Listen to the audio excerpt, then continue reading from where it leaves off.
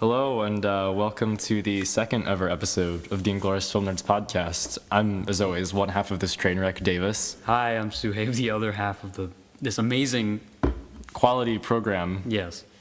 Yeah, so, considering that last week we started off low, so we could only get higher. Of course, yeah. The best thing about hitting rock bottom is you can only go up. Exactly. That's what Matthew McConaughey said in Sing. So, at least from the trailer. But I think, was he talking about his Kim signing off to do Sing, do you think? Maybe. Well, maybe. I didn't see Sing. My sister and my mom did. But, Sing got I'm sure he got paid. Yeah, I'm sure, But we're not getting paid. Like that. Yeah, we're not. We are not getting paid, unfortunately. And you guys can change that. No, I'm just kidding. No, we can. No, you can't. You cannot. You can't do anything. No, you can't. But this week's topics of discussion include the Lego Batman movie, John Wick 2, general movie news stuff, and then last week we selected Moon out of our mystical jar of papers to watch for next week. So we'll be discussing that near the end. Hopefully you watched it. Yeah. If you didn't, you should be personally ashamed. Should we do sport? Anyway, we'll cross that bridge. It did come out like 7 years ago. We'll cross that bridge when we get to it. Yeah. All right, so should we just go into Lego Batman? Lego Batman, yeah. This was a good weekend. Yeah, or a good week, I guess. Yeah, for both John Wick and John Wick 2 and Lego Batman. Yeah. Both like in a weird way really similar movies in the sense that they're both sequels to like surprise hit movies. Yeah. Like I don't think anyone expected John Wick to like be a thing and be as good as it was. Yeah. And I think the same applied to the original Lego movie where like I went into that movie like, oh my god, this is going to be the worst thing that I've ever seen, and then it ended up being a nice like a good little movie. Yeah. And I don't think anyone expected to be like championing the Lego movie as the movie that got Oscar snubbed that year. Yeah.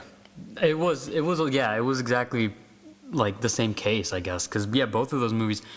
John Wick I saw in the theater because the trailer the action looked really good. That's why I saw it. And the Lego movie, I don't know. I heard. The reviews were already good, so I kind of was going in, I guess, expecting a good movie. Somewhat. So it wasn't that much of a surprise, I guess. But yeah, I did laugh a lot more than I thought I would, and I laughed even more with the Lego Batman movie. Right. Yeah. In my opinion, I thought it was just a funnier movie at least. Yeah. Lego Batman movie, really solid movie. Yeah. Somehow and I guess the reason it's so good, I think, is because it kind of does exactly what I don't mean this in a demeaning way, but it does what the Lego movie did well, which is it's funny and self-aware, but it also is really sincere with the characters. I feel like. Yeah. Oh yeah.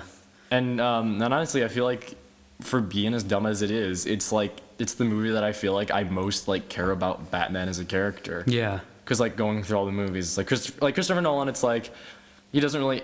Besides Batman Begins, there's no really. You never really feel for Batman. He's kind of just a force of nature. Mm-hmm. And I feel like it works for its own version. Right. Well, yeah.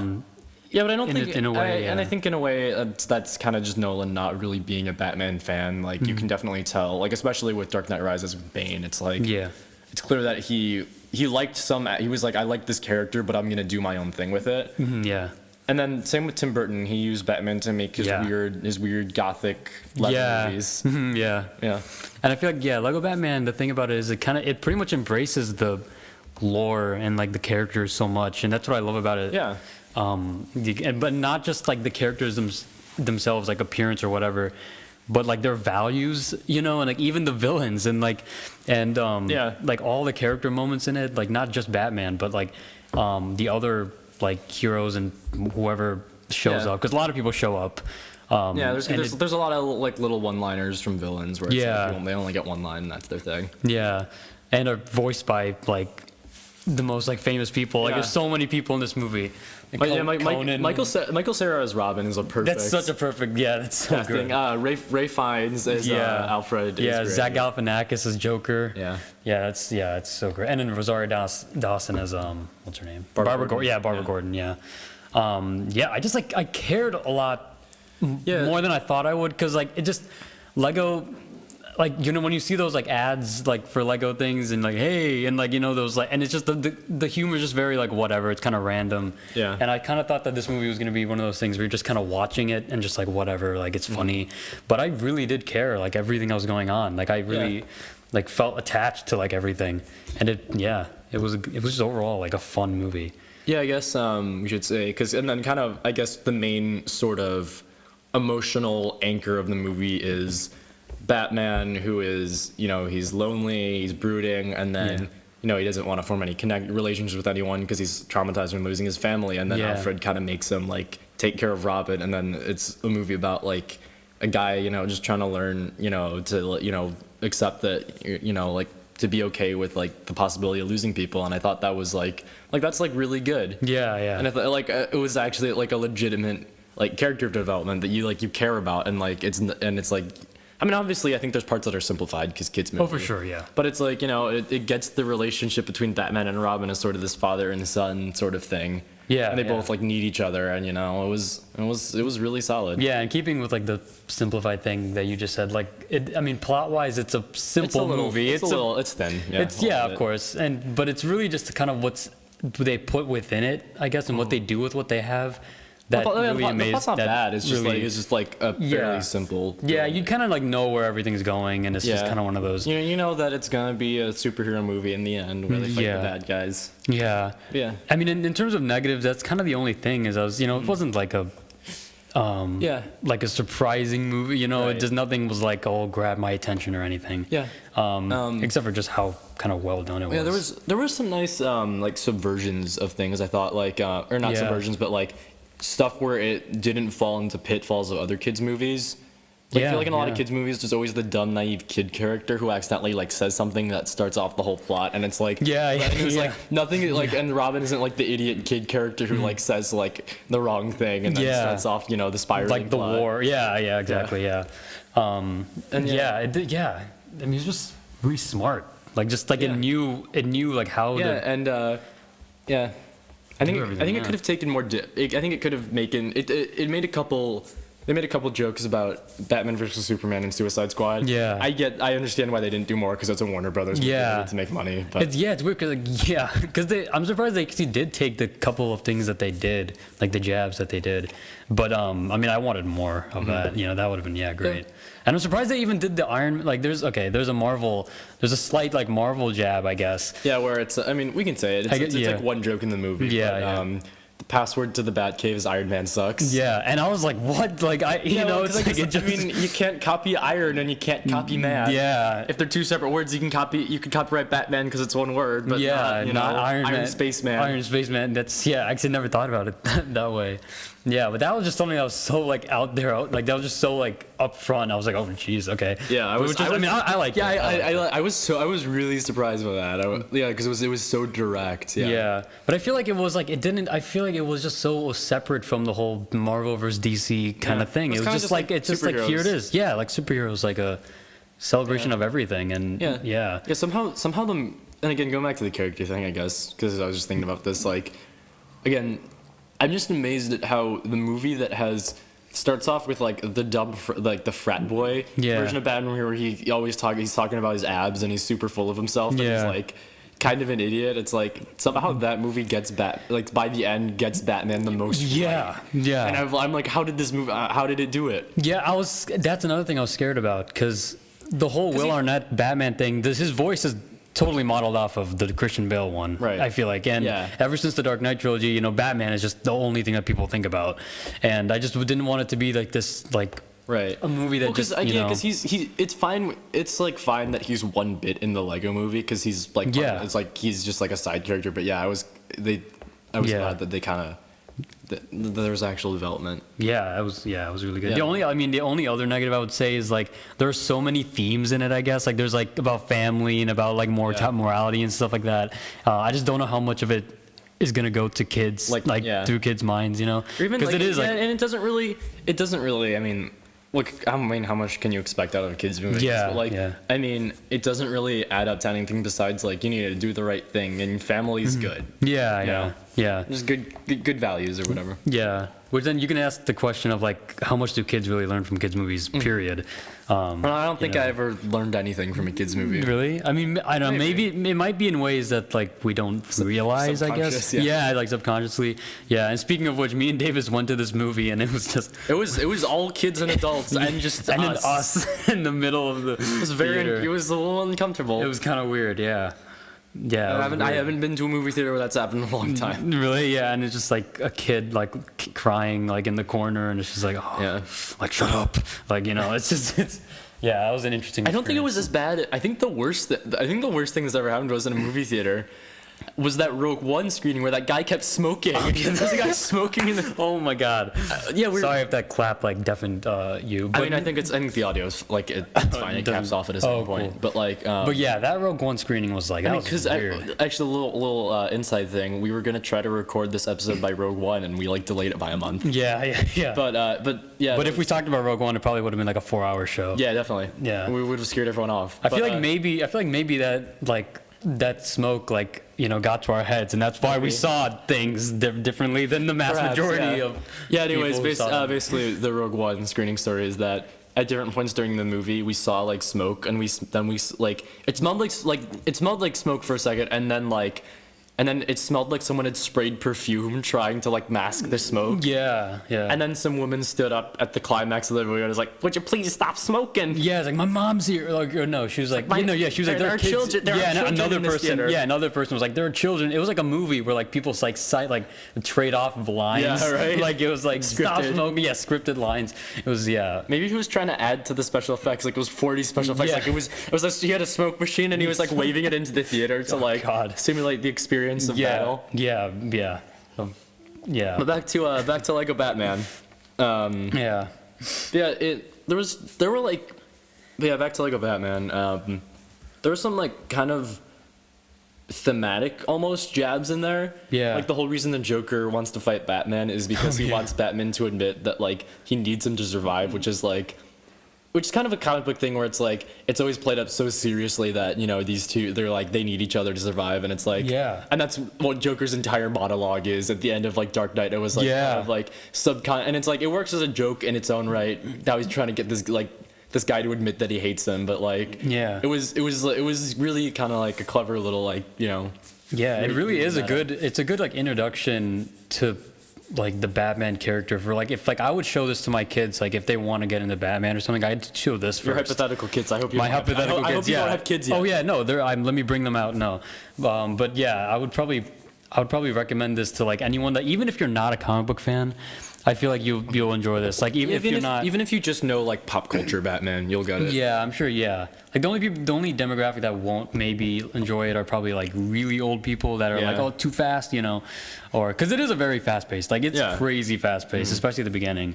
Well, you got to keep those kids' attention because they can't pay attention to anything anymore. Which is honestly true because I was like because I think it was like Kubo or something, and like this I heard like a kid like kind of like yawning or something, or like just like, and I was like, shut up, kid. Like I was in a Avengers: Age of Ultron. Really? And there was a kid who got up in the middle of the movie and he started swinging around on like a metal bar. Like there's a metal bar in the theater. He started like swinging around and he was like bored and he was running around the theater. Jeez, oh my god. Like this is a movie where like I would not. Avengers of Ultron isn't the greatest movie, but like for a kid, it's a movie where Iron Man goes in an even bigger Iron Man armor and then punches the Hulk a bunch. Like how are you bored? Yeah. But this is good because it's like an hour and a half, like just very fast, very colorful, very like vibrant, and just not hard to look at. It's not. You're not gonna reevaluate your life, but it's it's a sincere movie that's really kind of self deprecating, and it was a really just entertaining and fun movie to watch. I'm sure you're gonna see it nominated for. I mean, I don't know, but it might be too early. It might be too early in the year that they forget about it. It might be, yeah. But I feel like animated, they're least likely to forget just because it's animated. Right. It's like once in a while. But because you gotta get your 2 American animated films and then 3 like foreign movies. Yeah. My Life is Zucchini and all that stuff. Actually, no, I think that's actually might be American. I'm not sure. Oh no, it's not. I don't know. Anyways, So I think we both give like a high. We'd both give it pretty. I'd say go see it. You know. Yeah, It's like, yeah. think, I don't do like numerical. Judging by their quantitative. demographic is probably all high schoolers who go to Hinsdale Central. Yeah. It's like. Yeah. Right, but it's a really enjoyable movie, and it's like, and it's just really it's really fun, and it's really good. It's good, yeah. It's just it's a fun time to go see it. You know, if you're not gonna see John Wick or if you're not gonna see 50 Shades, you know, so it's a good, it's a nice movie. Yeah. Yeah, that's kind of like all we gotta say for that. I mean, we're like, one thing I will say is there's Bane is in the movie, and he's got a couple lines, and it's a guy doing the making fun of the Tom Hardy Bane voice, and it's great. It's so great, yeah. Yeah. When that happened, I like laughed like the hardest probably I had. And not to spoil too much, but in terms of like scale, the climax gets pretty crazy. Oh, yeah. In terms of like I was like it's like almost like. And it's in a way that's kind of like stupid, and it acknowledges how like stupid, you know, like almost like parodying. Like, but it's like you would. It's also like parodying like scale in movies where it's like everything is so blown out of proportion that it's just like it's crazy, and it's like. But like you would never see it in live action at all. Like it's. I didn't even see it coming out when like the. I mean, everyone will know, like, once you see the movie, you'll know what I'm talking about, but there's a certain point in the movie where I'm like, what? This is gonna happen now?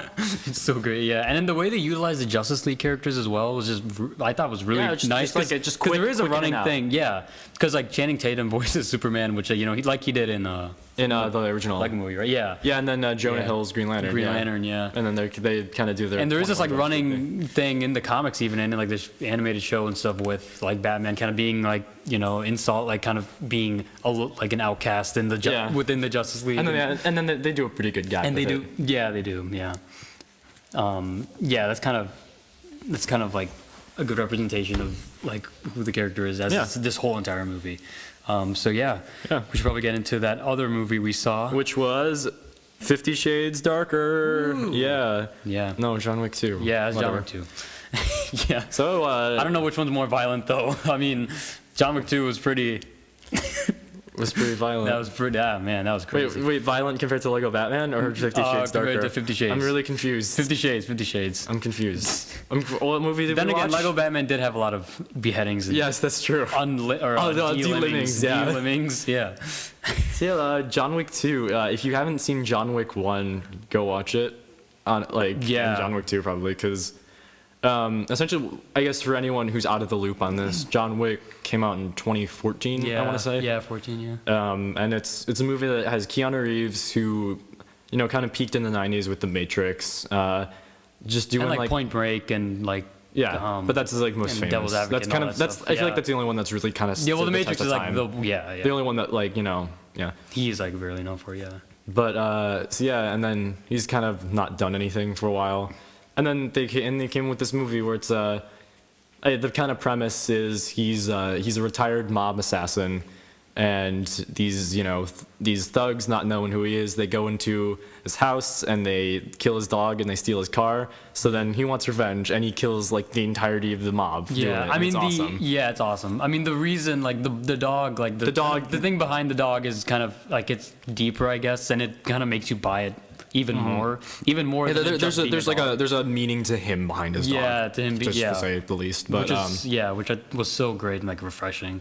Yeah, but it was just like it was a really simple movie, like in terms of premise, but like told really. But it was a simple but like executed well movie in that like the action it wasn't like the action wasn't crazy. It was just it was just like a lot of gunfights, and all the gunfights were shot really well. Yeah, Gung Fu is like the name of this. It actually is like it's a new. Yeah, it's incredible. Yeah, and it's just and then I mean, it did well enough that they're doing a sequel. Yeah, it is like a cult kind of film now. Like it's kind of had this following because I don't know if it was number one at the when it came out. It might have been. I'm not sure, but it definitely has gotten the attention and the like appreciation. Mm-hmm. To get a sequel, which thankfully, because this sequel is it's a good really sequel. Good. It's a good sequel. So, it's a good action sequel. So of course you need a justification for him to get back into this, and the kind of setup to this one is that backtracking real quick, the first movie establishes that there's all these like this whole kind of world basically of there's an underground underground world of like assassins and stuff. Like there's a hotel that assassins can stay at, and like all this interesting kind of ideas. Yeah. So then this movie starts off with, you know, he thinks he's done, and then he basically made like a life binding contract with the guy back in the day that says, you know, then he has to do like a favor for him at some point, you know, and it's like it can't be undone. So he has to go on the, you know, so he has to, you know, get back in the game basically. Yeah. And you know, I don't want to say, and then that's kind of the only premise I can give because I'd just be giving away the plot. But this movie I think it was like as good as the first one. Honestly, yeah. I think I'll always like the first one. I think I'll like the first one better though, just because kind of like the nice kind of surprise of element. You know, seeing a good movie, Yeah. like a movie that doesn't have. And what we mean by like well shot is like. A lot of movies have like the shaky cam and quick cuts where you have no idea what's going on. Action, yeah. And John Wick was just like long takes. Yeah. Back up, just show what's going on. Yeah, just show. Yeah. The cinematography is great in this one. It's actually like even probably better in this one, just because I mean maybe because in this one it's overall the movie is it's a lot. It kind of does what a sequel, in my opinion, like should do, and like. It's bigger, I guess, and like maybe not. I mean, not like like bigger and like just make everything, you know, stakes like bigger. But I mean, like it's just like a different type of movie, you know, which is why I like this. Yeah, the plot. Yeah, they so much. Yeah, they kept what you know they thought was good from the first one. Yeah, and they had a plot that wasn't just, and they had a plot that wasn't just the same thing. Yeah, and you know, and they made a good movie. Yeah, and they, you know, speaking of things getting bigger, they you find out that the whole underground kind of assassin world like organization is global. Yeah. So this film, and he's in where is he in? He's in Rome. Is it Rome? Okay, yeah, because they talk about him killing the Pope. Yeah, There's a joke about that. Yeah, so he's in Rome, and that's where he's kind of doing it. So there's a lot more, and like you even see like hints of like the hotels and stuff in different countries, even like Japan and all that stuff. So it gets really kind of insane and crazy, and like there are like 10 times more guys in this, like that he's like killing off so many people. And it doesn't get too big though, where it does like, you know, where it's like he's going around the world, like he really only does. Yeah, it really does Rome, stay on him, like on track. Yeah, exactly. Yeah, and I'd say so. Yeah. I mean, like, I wouldn't say, like, it's, I mean, I don't know. Like, I don't know if I would say that I'd rewatch it. But then again, I don't really know if I'd rewatch the whole first one. I'll tell you why I'd rewatch it. Mm-hmm. Because there's one scene that I don't know. Without saying too much. Well, like, I mean, I'd rewatch, like, scenes. Right. Like, but not, like, the whole, like, film, I guess, there's one scene that I'm, like, the first time through I wasn't a super fan of, where it's, he's fighting these guys in these catacombs, and it's, like, dark, and, like, I felt like the cinematography got too janky at times. But, like, I think I want to rewatch it because I think they might be going for like confusion and just like, that's why I like where it's like everyone's kind of rummaging around in the dark, and you're like supposed to only be able to see what's going on when there's like a muzzle flash. Yeah. And I think that might have been the point, but like that, other than that, like all the other action scenes. There's one in a museum that's awesome. There's oh my God. There's a bunch of like one-on-one fights that happen like really quickly that are awesome, like right in a row that are awesome. Yeah.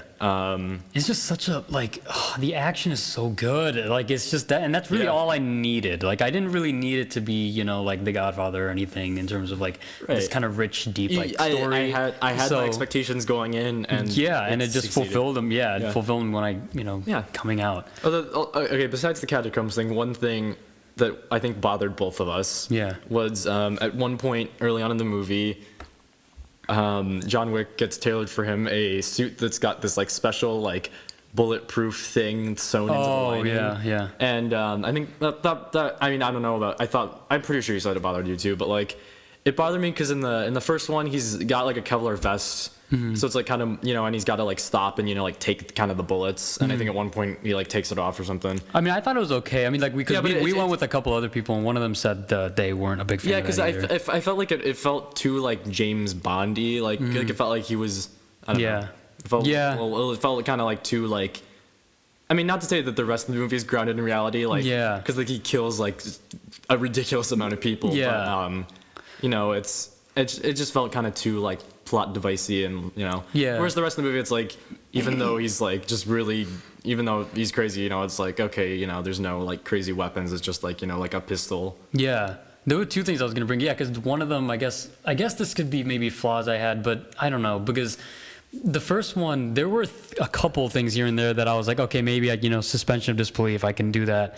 Like there's a scene where he like falls from a really high like height, and he like still lives, and it's just like whatever, I can, This one though has like just in the beginning scene, like he, I don't even, I mean, I guess it's not a spoiler, but like he like gets hit right on the like just directly by a car, like on the legs, and he just like not only does he stand up again, but he starts kicking the guy, and I'm like, wait, what? So like, okay, and it just I don't know, maybe it's just because like my dad always criticized, so I'm kind of used to that, so it's like right when I see it. I mean, actually, what's worth mentioning too is that's the only time, the beginning is the only time cars are used in the movie, and it's kind of cool. Yeah, I like that. Yeah, because there's like there's always the big car chase scene, I feel like, in action movies, and you don't really see that.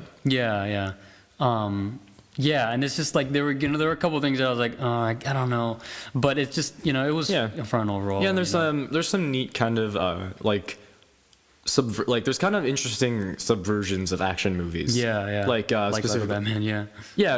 Kind of like there's stuff where you think like where it's like you feel like you've seen enough action movies, you're like, okay, this is gonna be a thing, and then like for like in one part of the movie John Wick, he's like only has 7 bullets left in his gun, and he's got to go, and he's got to go take out this guy, and like it's very specifically said, you only have 7 bullets, and and there's all these guards, and you're like, and then you kind of expect, okay, because he's got to have 7, because he's only got these 7 bullets, he's gonna save him for the last guy, and he's just gonna have to do all this hand-to-hand combat, and then. No, the first 2 guards, he just wastes all of the bullets on like the first 3 guys. In the gunfight, and then he just takes the gun off another guy and starts running, and it's like, and I feel like in a more conventional action movie that'd totally just be a setup to do like kind of a wacky kind of like scene when this movie is like, oh, we're gonna set this up, and then nope, and then there's kind of something kind of like funny about, they're kind of just like interesting about that. Where it's like this movie's like. It's not taking the conventional route. There were a couple of funny moments. Like in the beginning, there's a kind of funny exchange that goes on. I don't know if it was just like supposed to be funny because like our audience kind of felt it was funny, but I'm pretty sure by the delivery, I'm pretty sure it was. I think that there's a couple of parts in the beginning part. There's a guy who's really hamming it up. Like he's being intentionally goofy. Yeah, intentionally goofy. Yeah. But the other thing I wanted to bring up was like talking about things getting bigger and like how many men he's just like laying waste like at per second. It kind of, I mean, I like the kind of more intimate, like the intimacy of the first one and how it was more personal, more kind of like close and tight. And like he was very vulnerable in the first one too, I felt like, because there was a whole scene where he got like captured and like tortured and all that stuff, and he was just like helpless, like clearly. But I feel like in this one it was very much like every time he was in a situation, like he was maybe in trouble for like a second and then he could get out of it, but then I feel like maybe that is kind of like who he is. It's like he's kind of, because he's in the game now, like this is, we should establish, by the way, we totally forgot to talk about this, within the context of the movie, like John Wick was like the greatest like assassin ever, and like everyone like whenever like people talk about him, everyone's like freaked out. We should say that. He's like the guy. He's like the guy that you hire to kill the boogeyman. They talk about it. And it's like, it's in that sense that they kind of go cheat. They play that up. Like this movie rides a sort of, again, another similarity to Lego Batman. It like rides a fine line between taking itself seriously and and also being jokey. Like it's like it gets its whole premise is kind of silly and it plays off of that a couple times, but at the same time it's like, it's a cool action movie. And like no matter how silly like it takes itself, like the action is hardcore. So like when the action scenes are happening, you're in. Like like there's no way that you can't like go around that. So for the action scene, and also it's just a very like.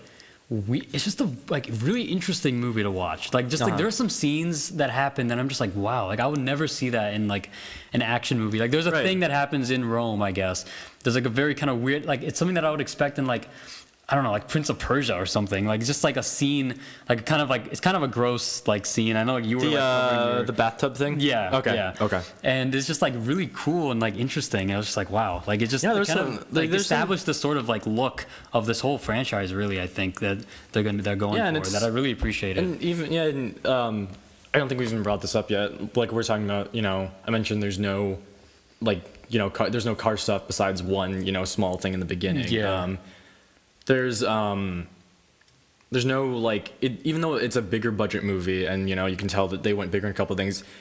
Like there's really nothing besides like hand-to-hand fights and like gunfights. Yeah. And and like it knows like what its audience wants. Like, you know, it doesn't go to like some crazy thing where he's flying on a space shuttle and he's got to, you know, defuse the bomb while shooting the guys. Yeah. And it's like, and I thought that was kind of kept its integrity. It didn't, you know, have the thing where, you know, the whole building blows up and he's got to get out. You know, it didn't have any of that. It was just, you know, like a sort of intimacy, like you were saying. It knew what made the first one good. Yeah, and speaking of showing integrity, so like the first one, I feel like we were so blown away by the action and the violence and stuff because it kind of just like it did the things that we knew, like, you know, like R-rated things like in like Call of Duty and stuff, but just like to the next level. Like he like shoots someone in the head like 3 times, like, you know, like right, and that was just like, oh my god. This movie though has like the most like extraneous, like the weirdest kills, but the most gruesome things I've ever seen in my life, and it's so beautiful. Well, it's not like a like it's like I mean, there's not like a horrible like torture scenes like those get me. Yeah, like, well, no, yeah, not like like the audience was like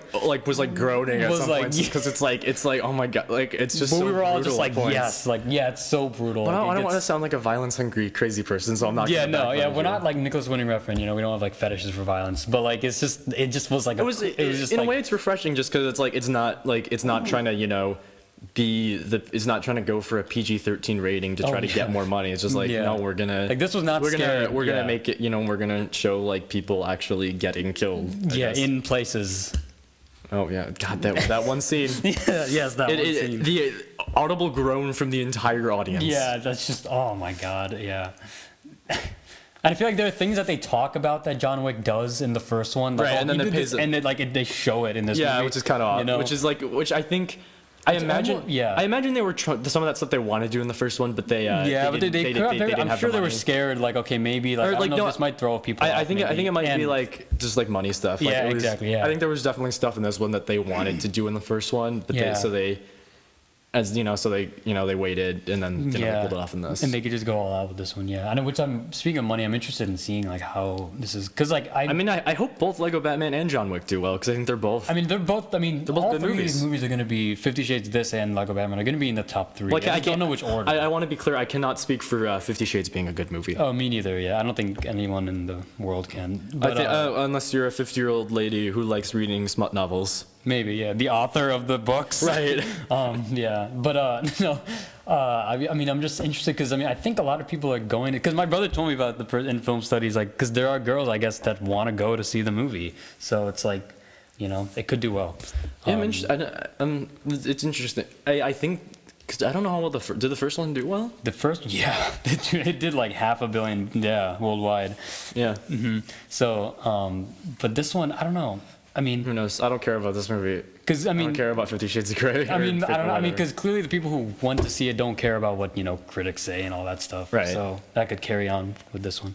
But anyways, we should probably not go into 50 Shades. But so I'd say John Wick 2 overall, you know, after this kind of ambient discussion, overall kind of verdict I would say would be like, if you're not freaked out by violence, see it. Yeah. But see the original first, I think, just because it, you know, it's just good to see the original before the sequel. But if you're an action movie guy, then you're definitely you need to see this because like this is not something. But if you don't like blood, don't see this. Movie. If you don't like, because even it's not like horrible, but like there's like every person's got blood splatters when they get shot. Yeah, like even because there's like, the thing that I react to like is probably bone stuff, like because you can hear like bones popping and stuff, like kind of out of misplacing. Not in like this movie. Like I think there was like one thing in like the museum scene. I think like once or twice or something. Yeah. But there's some of that. Yeah, there's a couple here and there, I guess. But it's mostly just like blood. And, and just the thing in movies that they do where they twist the guy's arm back and twist the guy's arm back behind him and crack it. Yeah, this movie does it like so many times that I just got desensitized to it. Bring it. Yeah, movie. It's like no, not in that way. But like you kind of just get used to it. Yeah.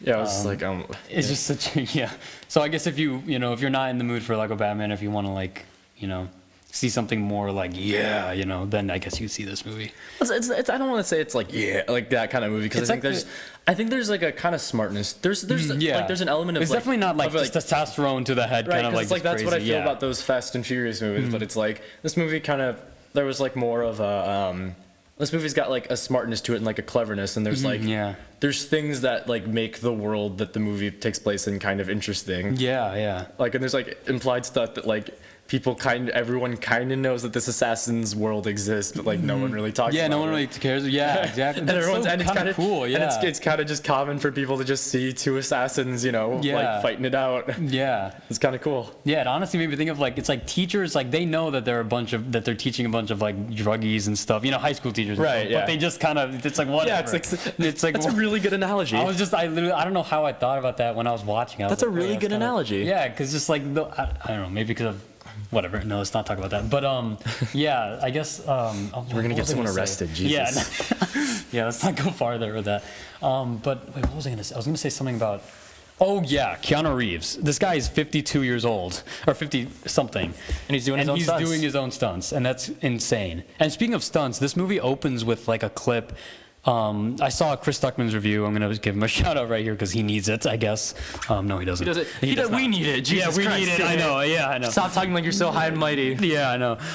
But it starts with a Buster Keaton like clip, which I thought was really cool. So yeah, that was just a little kind of Easter egg thingy, I guess, they threw in there. Yeah. And speaking of which, there are also a lot of like. I mean, we haven't really we can't really, because we've only seen it once. But in the first John Wick, there were so many references to like old, like even like Kurosawa and stuff. And I think that in this movie, I'm sure, I didn't really catch that much because I wasn't really paying attention. But there was a lot of like kind of Western style like things in this movie, like the standoffs and the kind of like shootouts and stuff. That's what I felt like about, just in terms of like the plots of both movies kind of felt like, sort of like that's what I was thinking. It's like even though it's not a Western, like the first one's kind of like like feels like a sort of like Western revenge, and then this one feels more like a like you gotta pay your debts to the gang.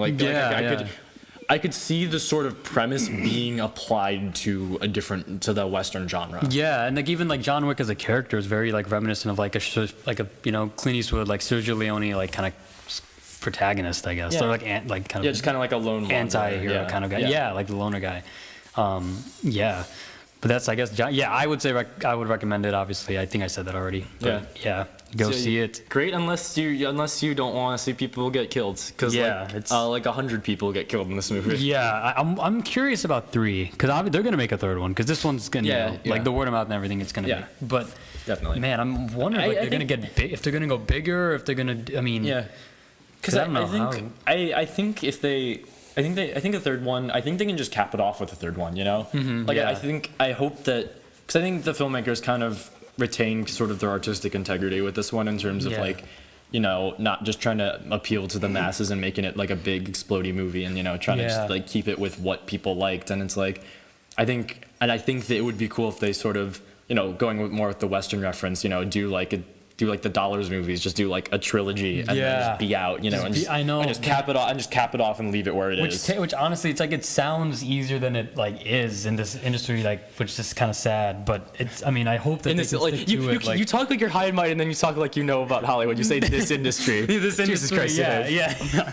I am the best. Let's just say that. No. But yeah, I mean, it's I'm just.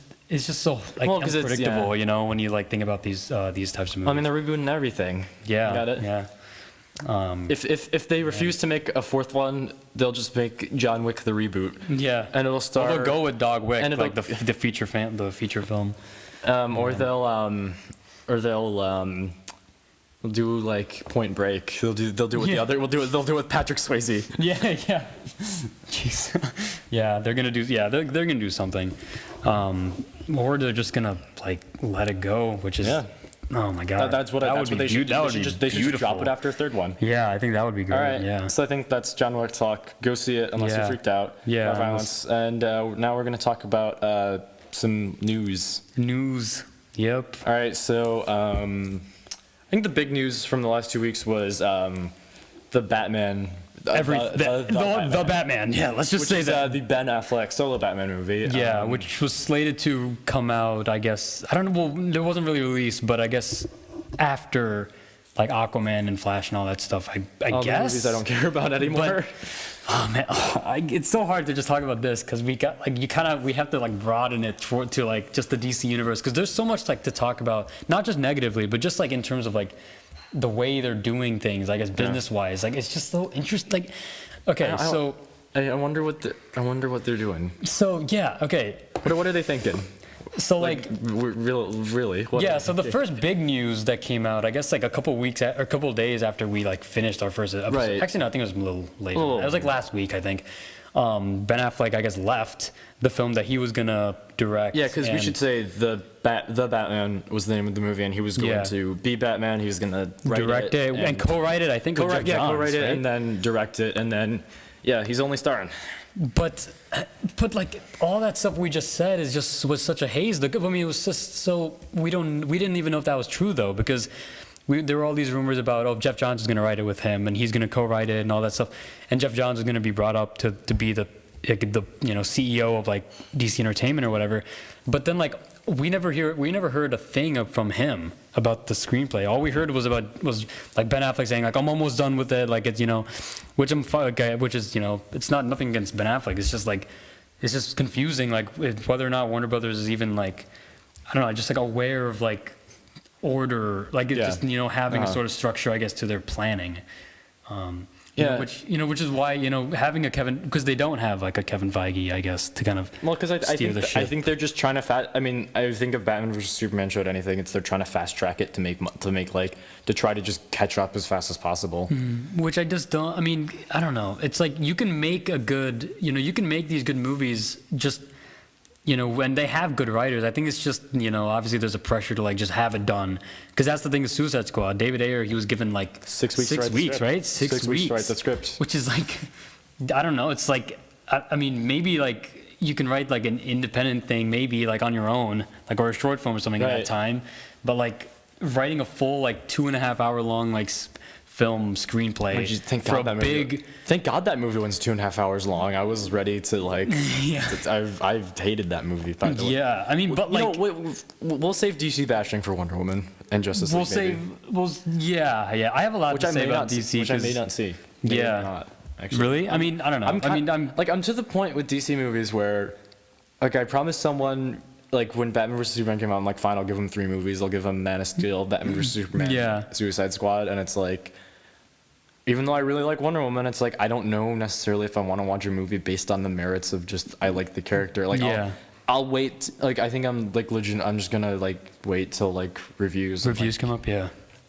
Although that might be an interesting episode, which is kind of what we did last week, where one person see the movie and one person didn't. Oh yeah. This time it'll be intentional though. Yeah. That's. I mean, I'm open to that because I mean I just want to see good movies. It's like because Man of Steel, I actually enjoy Man of Steel. Like still, I kind of I don't know, and it's a pretty special like movie. I guess we'll touch on that later. I guess like when we start. You might as well explain it. Really. I mean, I guess yeah. I mean, Man of Steel came out in 2013, and I was we were 13. I mean, I don't know. Yeah. And so I wasn't really into film like back then, I guess. But when I saw the first trailer for it back in like 2012 like the third trailer for it, I remember, which was like in like 2013. I was like so like intrigued by it and stuff, and it kind of got me into graphic novels and comic books and stuff. And then it kind of and then I started watching like more trailers and stuff, and I started it just kind of broadened my eye for film like in general, and it kind of just got me more into like and just like analyzing the different shots in the trailer and stuff, which is why Zack Snyder whatever, but his shot composition stuff, it got me making you interested in film is the one good thing Zack Snyder's ever done. Which is, and that's why I'm, still, indebted to him, because he really did actually get me into film. Like, and now it's kind of, since 2013, it's kind of become now this big thing a part of my life, I guess. So Man of Steel did kind of, do that for me. And that was the first time I was like so excited for a movie. Because like Really? because before then, like I remember like being really excited for Toy Story 3, I guess, but I was like 10. So it wasn't like, like whatever. But this was like, I remember just thinking day and night about Man of Steel. And I was like, oh my God. So yeah, and it just, And then we can get into a review. And then everyone later, else's expectations were shattered like Zod's neck bones. Yeah, neck bones. Yeah, like, or his windpipe or whatever. Yeah, but yeah. So we can get into like the reviews for those, like, and probably for Wonder Woman. I think we could do like a whole thing for Wonder down the Woman, line, maybe. Yeah. But Ben Affleck left. Matt Reeves is on to direct. Who did? Was it the first or second? It was the second. Dawn of Planet Apes. And he did the first Cloverfield, and he did Let Me In, and which is like the one good Hollywood reboot. Like those honestly, those Planet of the Apes movies are really good. They're so good. Like they're honestly like it feels like we're like saying every movie's good here, but like actually we just it's been a good week. It's been a good week. Yeah. And it's in those Planet of the Apes movies. It's like I feel like they kind of, besides just being movies, they do kind of have like themes in them and stuff. And it's like they actually kind of work as like kind of like how they have like themes and stuff about human like existence and stuff like that. I saw Rise again like a couple months ago or something. It's like my whole family like saw not Rise the movie we saw last week, but Rise of the Planet of the Apes. Not Rise, yeah. My God, never thought we'd bring it up again after last time, but and I saw it again with like a bunch of my cousins and stuff. Like I didn't really want to see it with them, but whatever. I just went in.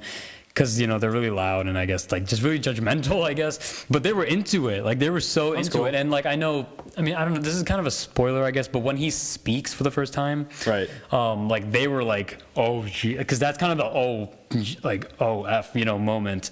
Is that like wait? Rise is the first one or the second? The first one, yeah, the first one, yeah. And it just there were so many. Like, even the human characters were interesting. I thought like the dad, like John Lithgow's character, who has like Alzheimer's and stuff. Yeah, I love the progression of those movies too. Yeah. How it's like the first one and the second one are like so different. I think that's it's like it's like a good franchise that I think, and it's like I think it really shows the way that you do a Hollywood reboot, which is like you kind of take a because I think Planet of the Apes is like, these movies aren't great. They're good. The original is like it's good. Like it's a good concept, It's like a And that's what I think you should. That's the kind of movies you should remake. You should take something that has a good concept and then take it and make it into something new. Like you don't need to you don't need to reboot like, I don't know. First thing I think of off the top of my head is like Ghostbusters, right? Where it's like it's like people love Ghostbusters. It's like if you try to remake it, you're not like, there's still going to be an audience who is going to be like, oh, the first one is better. It's like that's the way.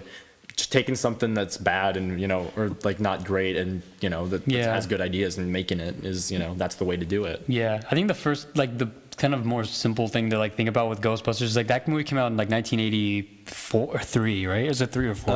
Yeah. Well, no, because 80s is the thing to capitalize on now. Yeah. The thing about Planet of the Apes, the original came out in 1968, Yeah. and like Charlton Heston joined that movie. Like in an interview, he said like the reason he joined was just because like he just liked the concept of, instead of us trapping the apes. The apes, it's like reverse, where like the apes are kind of like the evolved versions of us, I guess. And and then that's it's a valid reason, I guess, because it's an interesting movie like conceptually. But what this reboot did, speaking of John Wick and like 2, like the second one, like doing I think what a sequel should, like Dawn really did it made it bigger, and it like made the world bigger, like it gave so much more depth to like everything and to the characters and stuff. Yeah. And it did focus on the apes, which is I guess what they weren't gonna do. But then Matt Reeves came in and was like, "Why don't we just do the apes?" And they focus on both. Oh, Yeah, they did focus on both. It's a movie that makes you think legitimately about two sides of a war between apes and humans. Yeah. And it's like, I mean, that's pretty impressive for a movie to do that. And it's like so like politically and like socially relevant. Like there's a line where he's like, actually, oh my God! Like it's so like should we spoil things in this like? Or I have no idea what line you're talking about. Because like it's like one of the last lines, I guess, like that, like Koba the villain, like kind of tells, like, who's also an ape.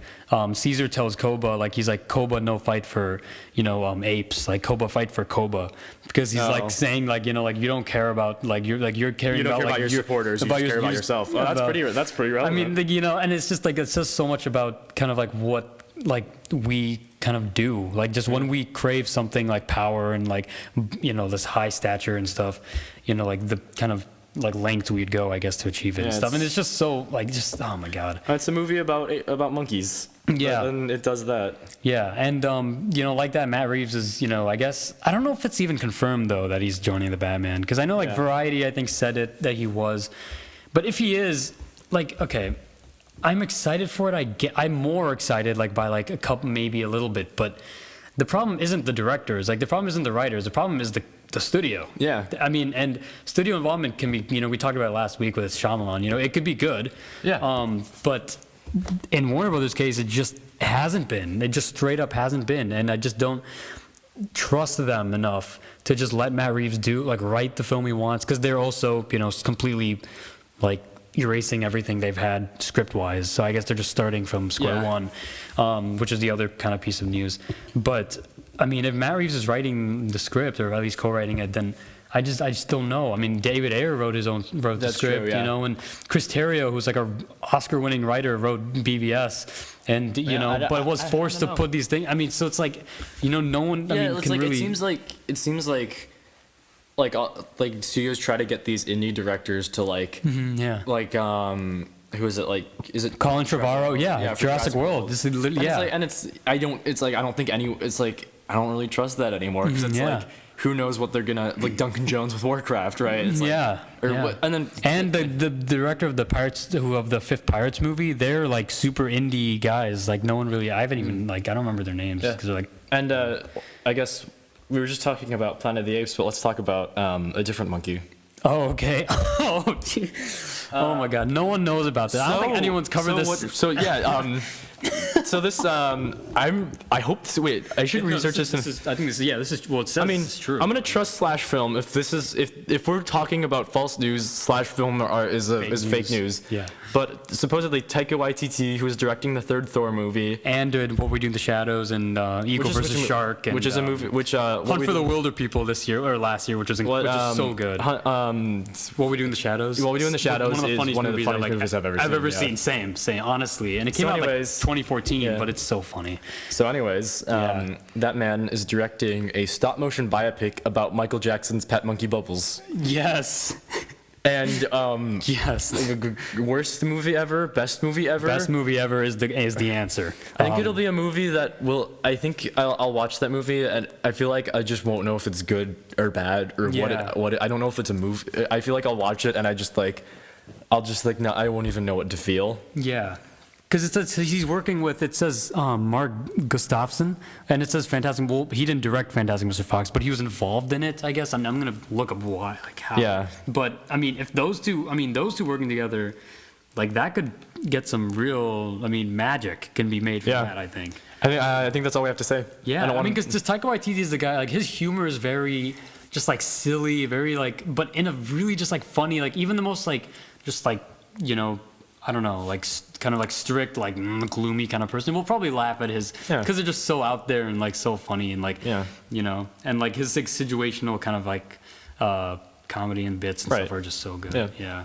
Other news, Nicholas Winding Refn, who's directed one of my favorite movies, Drive. Oh yeah. He's gonna do an Amazon series called Too Old to Die Young with Ed Brubaker, who's I think done a couple TV shows, but he's a comic book writer who I'm also a fan of, and I'm really excited for that because I think Winding Refn, good director, and I don't think you have too much comment on that, but on Brubaker, but he's written some Marvel stuff, but he's really good he does a lot of independent comics, and he writes a lot of crime series, and he's really good at like writing noir and like crime and like grit. So I think I'm really excited. I think that's a collaboration that's. I have a couple things I guess to add because like Winding Refn, that's the interesting thing about like shows I guess is like is he just gonna do the don't is he gonna knocked over the laptop? Yeah, oh god.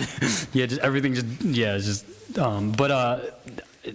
just gonna direct the like pilot or because like Scorsese, with Vinyl, he just did the pilot, I think, or no, I think he did like the first 2 episodes, and then like David Fincher with House of Cards and stuff, like, so it's like it's kind of interesting like how involved I guess is he going to be.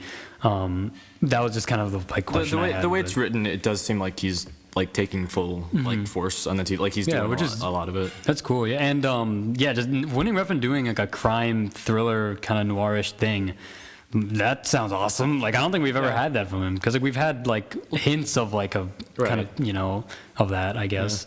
God, I remember someone asked him at like some festival what superhero movie he would do. Yeah. And he was like, I want to do Batgirl. And I'm like, no. I'm like, I love you. I'm like, I really like you, Nicholas Winding Refn. Yeah. And I really like Batgirl. But I don't think that collaboration should ever happen. I mean, I think he was just saying it because I think he was just saying, like the first thing that came into his mind was Batgirl, Because I'm like, I like those things for two very different reasons. And I'm like, you're going to make Batgirl into like a weird, like, sex erotic thriller. Yeah, if you're gonna, where, like her arms get chopped off at the end or something. Yeah, which speaking of which, if you haven't seen his movie, Nicholas Winding Refn's movies, like it's like what we said with John Wick, where like if you like disturbing things, I guess. But it's not like John Wick disturbing, because John Wick's just like kind of like like fun kind of action. Like his Winding Refn's are. Yeah, and it's like it really comes from like personal desire, which kind of makes it even creepier. But yeah, like the guy's like personally like attracted to violence. Like, and just fascinated by it. Like I mean, it's kind of weird. I'm like because it's like because I mean when we say that we like violence, it's like I like violence as a storytelling device. I think it's an effective story. Like I think it can be used well in a story. Yeah. But it's like this guy is just like what. But even what's Winding Refn experience. Yeah, I mean in Neon Demon the violence or the kind of like just like grotesqueness of it is for use thematically. Yeah.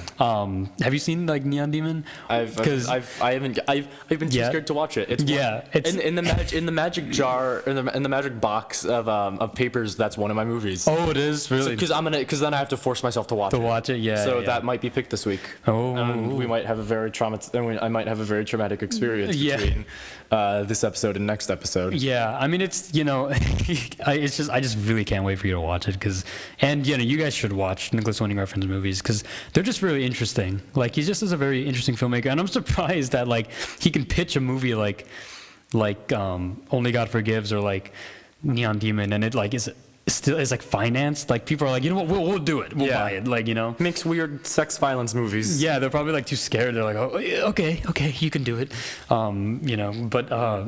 He's a talented director. Yeah, I don't want to linger on news too much. Yeah, we should not. Yeah, because other thing that's worth mentioning is Fox wants Firefly to come back. They're okay with it happening if Joss Whedon comes back, which is very exciting. But I mean, yeah. Who knows if it'll ever happen? Yeah, who knows what Joss Whedon is thinking. I mean, they're probably just saying it so they don't seem like villains, Yeah.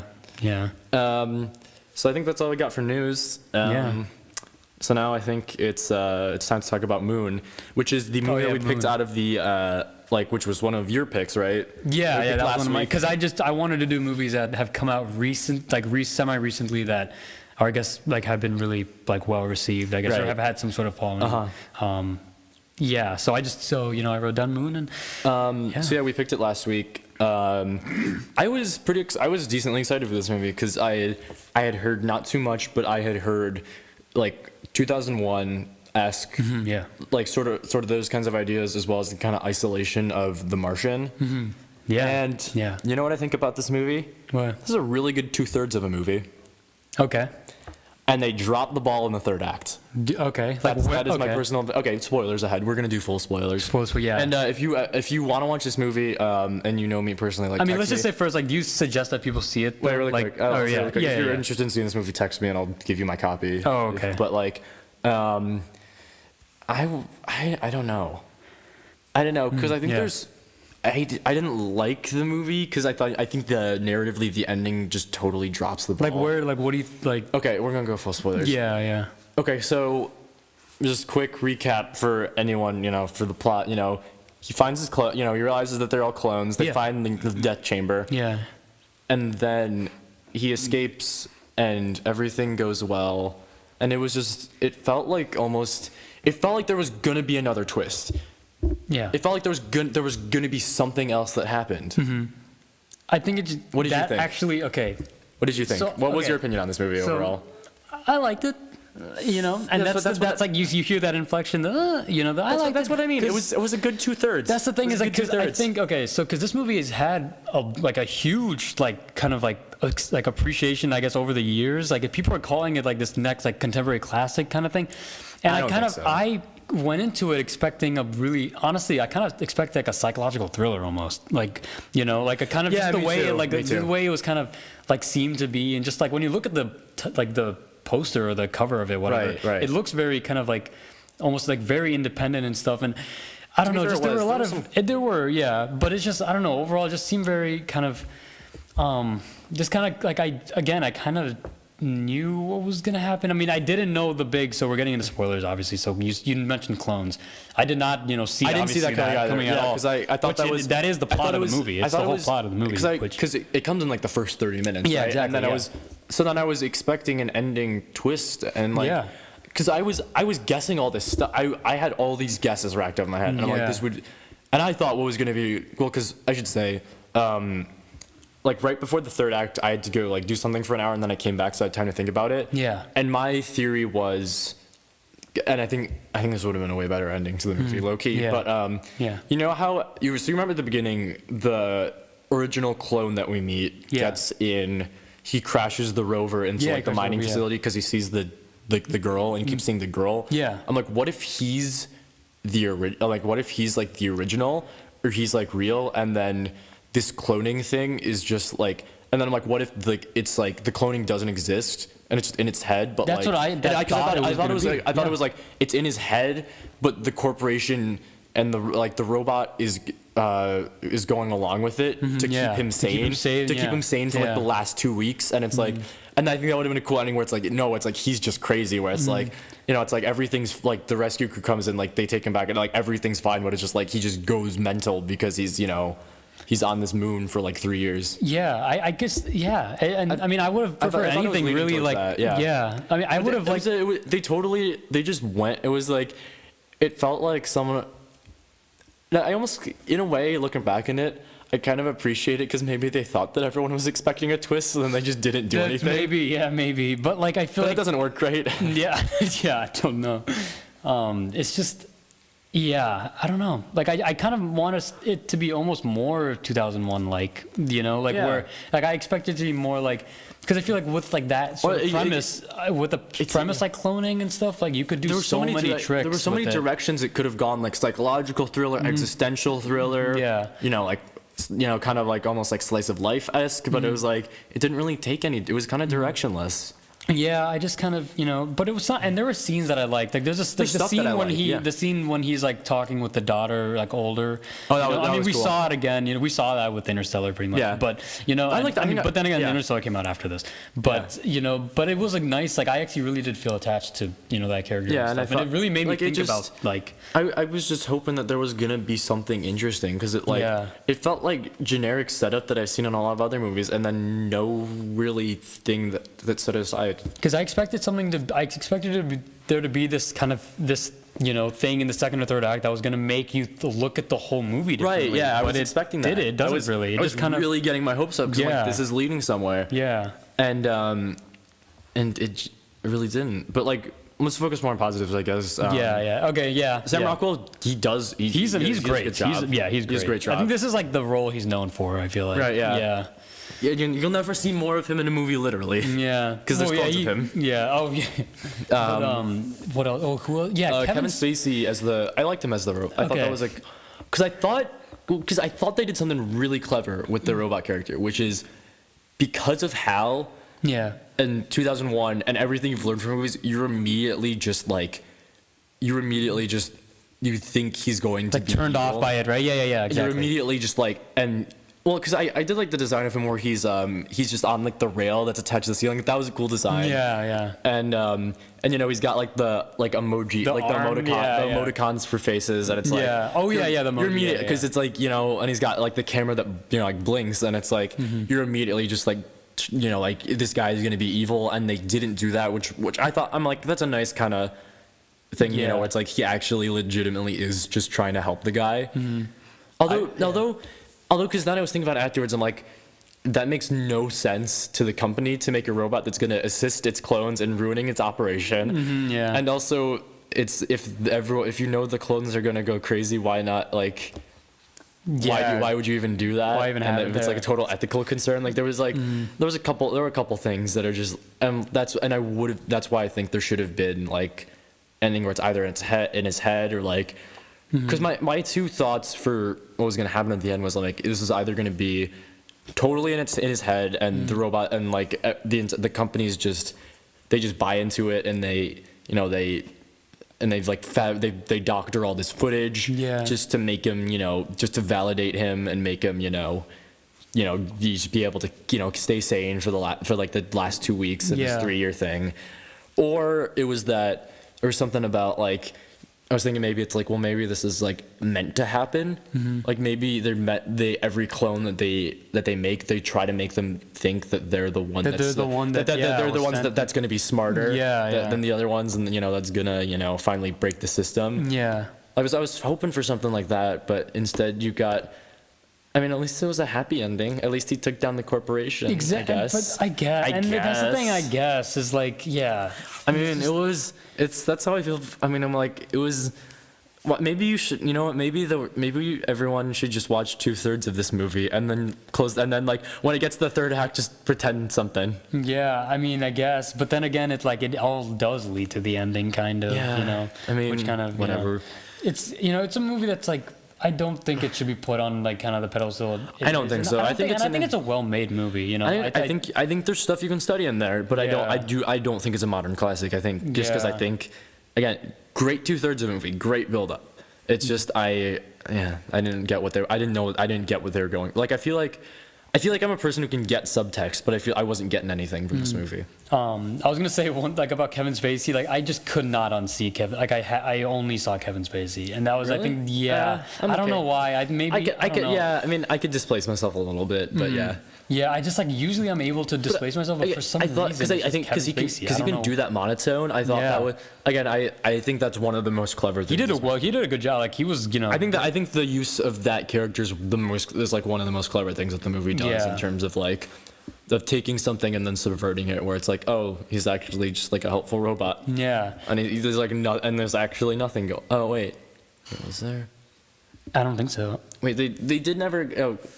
They didn't super duper explain like how like the thing about him having, I guess like they had the signal jammer, but the thing about him having the live conversation where it's like if he's gonna help him with this whole plan, why doesn't he just tell him they're signal jammers? Yeah, like there's stuff like that where it's like that's like there's like character inconsistencies a couple times. It didn't throw me off, like it didn't kind of distract me from what was like unless it's implied that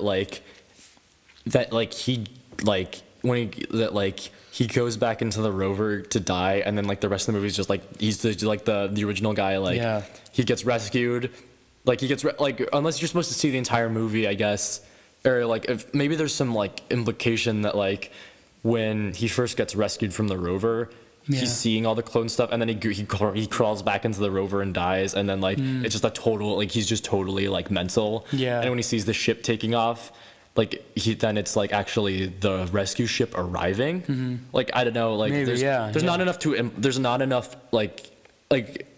to imply that. Like there's not enough to imply either way.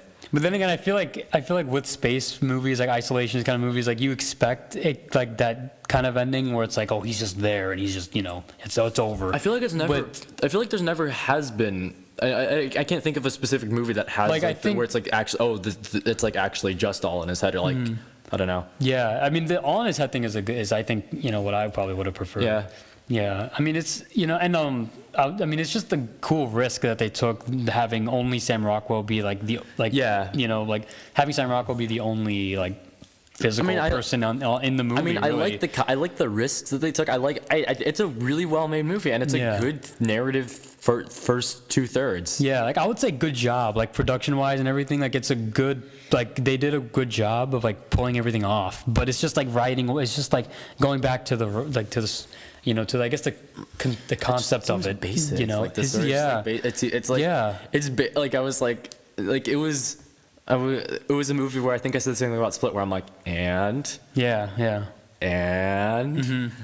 was like, But then again, I feel like it's like because like we expect like a really good thing. I don't know. Maybe, but that's like that's a bad way to subvert expectations. But then, that would be like if there's a superhero movie leading up to a fight, and then they subvert your expectations by having by not having a fight. Yeah, that's true. Yeah. Like I mean, it's and then like you can argue that it's subversive, but it's not necessarily good. Yeah, that's a good. Overall, I'd say it's. I mean, maybe just worth watching if you don't think it's going to be good. I guess we should probably. Okay, wait.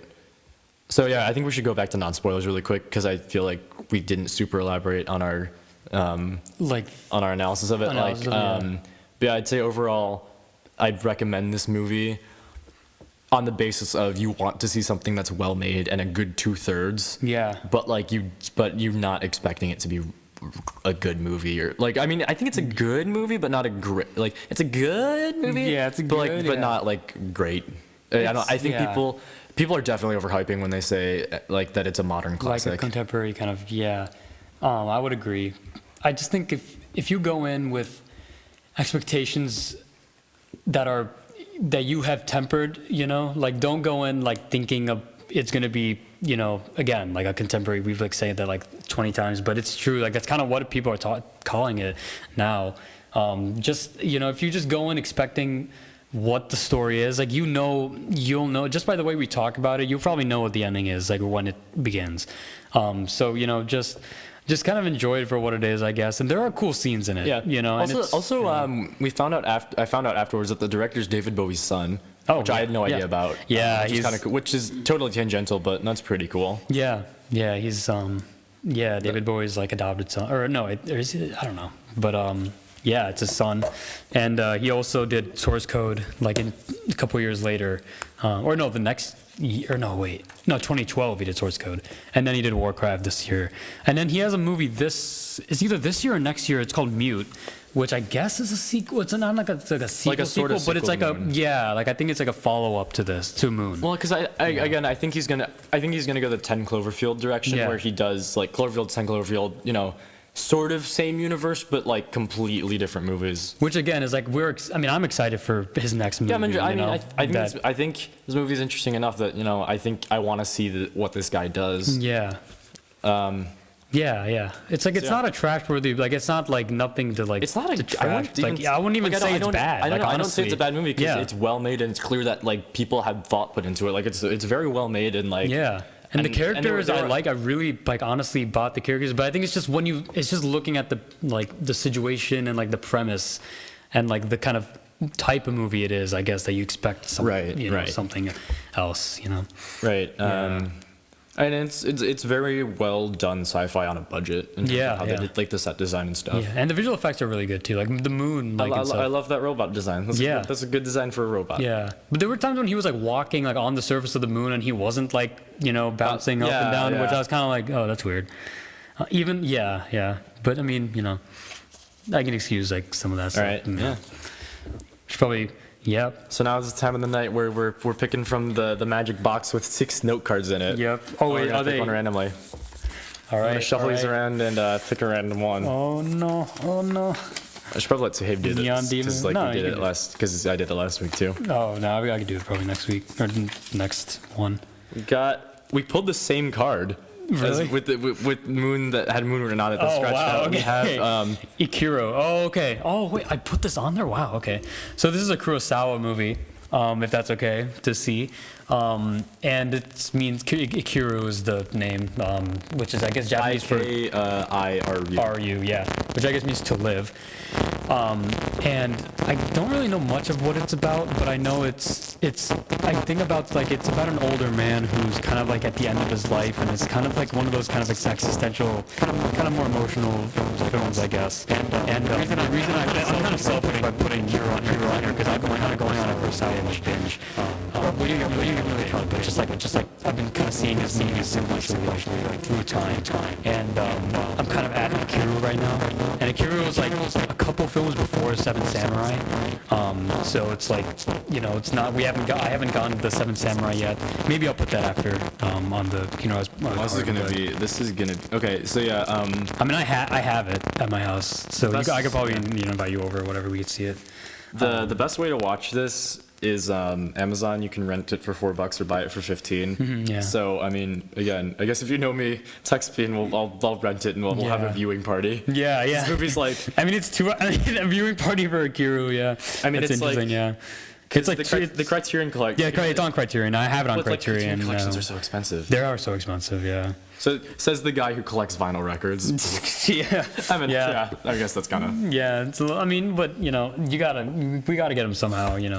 Capitalism. Right. But it's it's one of those movies that it's pretty long. It's like 2 hours and like 20 something minutes, so it's pretty long. But it's just a movie that I just want to put some more, because we just did Moon, which is kind of a recent movie, so I wanted to do something that was older and also kind of foreign. That's cool. Yeah. So yeah, I'm gonna check mine again. I want to see what I put on there. Okay. Yeah. I'm not gonna look at that.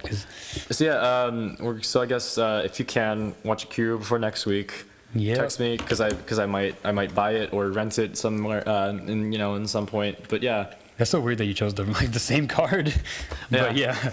What if we just keep picking the same card? And just put the scratches of the previous Yeah. So try to watch Ikiru before next week any way you can. And I guess this is I think this is a good stopping point. Yes, episode 2. A little bit less lengthy than the first episode. Next week is okay. Is the next? No, wait. 2 weeks from now might be Oscar. Yeah. So night. Okay, I was gonna bring this up. Okay. Good segue. It is. We actually have this lined up pretty well. Where so 2 weeks from now is Oscars. Yeah. Then 2 weekends from now I think is Logan. Or 2 weekends from then I think is Logan. So isn't Logan like March 3rd or something? Let's check. Let's check. I know. I mean, so wait, are you saying like we should do a show like on Oscar night or something, or are you? No, I mean I think we can record it after probably. Yeah, we could probably. Okay, so that's like my dad's birthday, so I think we should. So Logan will be a week after it comes out, I guess. Mm-hmm. Which we could do it like on that. Yeah, on that one, I guess. Yeah, that's fine. Man, it's gonna be fun. But I think I'm glad we lined up. We lined it decently well. Yeah, in terms of lining up with the Oscars. Yeah. That's cool. Yeah, we're gonna have a lot to talk about with the Oscars and all that stuff. Yeah. All right. Oh, man. So that's the show. Hopefully it went uphill from last week. If not, I don't know how. That's like dividing by 0. It's just not possible. Yeah. So we'll see you guys in 2 weeks where we'll be talking about the Oscars. Yeet.